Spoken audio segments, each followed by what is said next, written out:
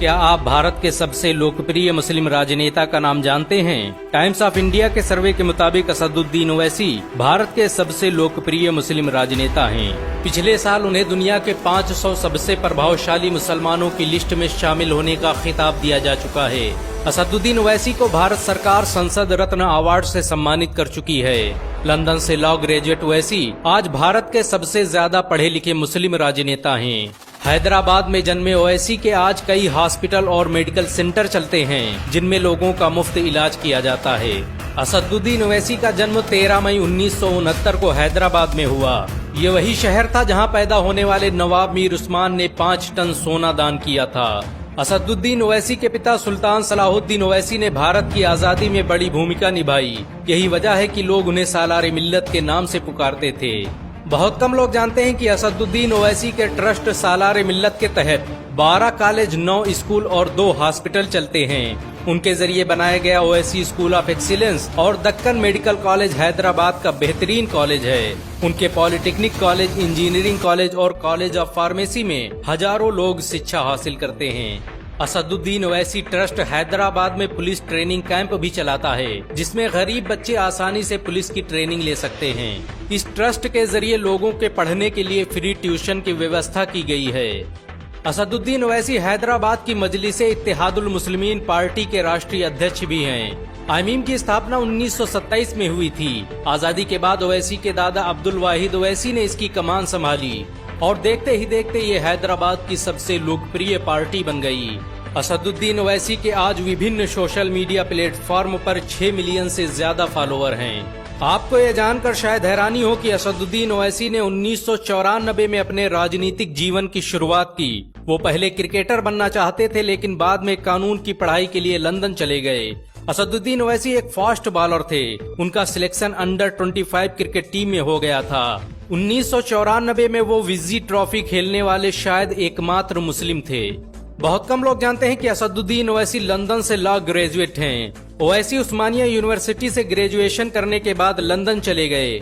London में रहकर ही उन्होंने बैरिस्टर की डिग्री हासिल की और बाद में भारत के सबसे लोकप्रिय राजनेता बन गए। लंदन से आने के बाद ही उनके नाम में बैरिस्टर जुड़ा और वो बैरिस्टर असदुद्दीन ओवैसी के नाम से पुकारे जाने लगे। असदुद्दीन ओवैसी की लोकप्रियता का अंदाजा इसी बात से लगाया जा सकता है कि 1967 से लेकर आज तक उनकी पार्टी को 4 मीनार से कोई हरा नहीं सका। असदुद्दीन ने अपने पहले इलेक्शन में ही 40,000 वोटों से जीत हासिल की थी। असदुद्दीन ओवैसी के नेतृत्व में ही चुनाव आयोग ने 2014 में आईमीम को राज्य पार्टी का दर्जा दिया। उन्हीं के नेतृत्व में आईमीम को अन्य राज्यों में जीत हासिल हुई। असदुद्दीन ओवैसी का हैदराबाद की राजनीति में सिक्का चलता है। उनके कारण ही तेलंगाना में हर मस्जिद के इमाम को आज हर महीने 5,000 रुपए तनख्वाह दी जाती है। इस स्कीम का फायदा तेलंगाना के 9,000 से ज्यादा इमाम उठा रहे हैं। असदुद्दीन ओवैसी द्वारा बनवाए गए ओवैसी हॉस्पिटल में 2500 बेड और आसरा हॉस्पिटल में 1500 बेड की सुविधा उपलब्ध है। ओवैसी के कुछ अस्पतालों में 20 रुपए से कम कीमत पर 3 महीने तक मुफ्त इलाज किया जा सकता है। असदुद्दीन द्वारा बनवाए गए ओवैसी हॉस्पिटल को 2015 में एशिया के सबसे क्लीन और हाइजीन अस्पताल का अवार्ड दिया जा चुका है। इस हॉस्पिटल में काम करने वाले लोगों की संख्या 1000 के करीब है। असदुद्दीन ओवैसी हैदराबाद में यतीम बच्चियों और बेवाओं के लिए कई ट्रेनिंग कैंप चला रहे हैं, जहां उन्हें सिलाई कढ़ाई के साथ विभिन्न कामों की ट्रेनिंग दी जाती है। फोर्ब्स मैगजीन ने 2012 में ओवैसी की पार्टी आईमीम को तालीम और हेल्थ सेक्टर में काम करने वाली दुनिया की अकेली पार्टी होने का खिताब दिया था।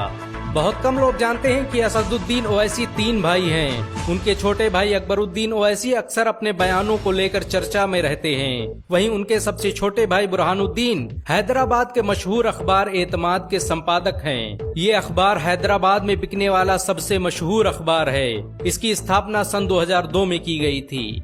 असदुद्दीन ओवैसी की पार्टी आज पूरी भारत में बड़ी तेजी से पैर पसार रही है। पिछले कुछ चुनावों में मिली जीत से आईमीम के हौसले बुलंद हैं। यही वजह है कि विरोधी आईमीम पर बीजेपी की बी टीम होने का आरोप लगाते हैं, ताकि आईमीम को बदनाम किया जा सके। हालांकि ओवैसी चुनाव लड़ने को अपना संवैधानिक अधिकार बताते हैं। असदुद्दीन ओवैसी भारत में मुस्लिम मुद्दों पर मुखर होकर बोलने वाले एकमात्र नेता हैं। 3 तलाक से लेकर बाबरी मस्जिद और एनआरसी के मुद्दे पर वो खुलेआम सरकार की आलोचना करते रहे हैं। असदुद्दीन ओवैसी को मरहूम शहाबुद्दीन का बेहद करीबी माना जाता है। सरकारी आंकड़े के मुताबिक असदुद्दीन ओवैसी के पास 13 करोड़ से अधिक की संपत्ति है। असदुद्दीन ओवैसी मुसलमानों और दलितों को एक मंच पर लाने का काम कर रहे हैं। उन्हें आज हर जुल्म के खिलाफ बोलते हुए देखा जा सकता है। सच तो ये है कि भारत के युवाओं को असदुद्दीन में अपना नेता दिखाई देता है। अगर आप असदुद्दीन ओवैसी को एक बेहतरीन नेता मानते हैं तो इस वीडियो को लाइक और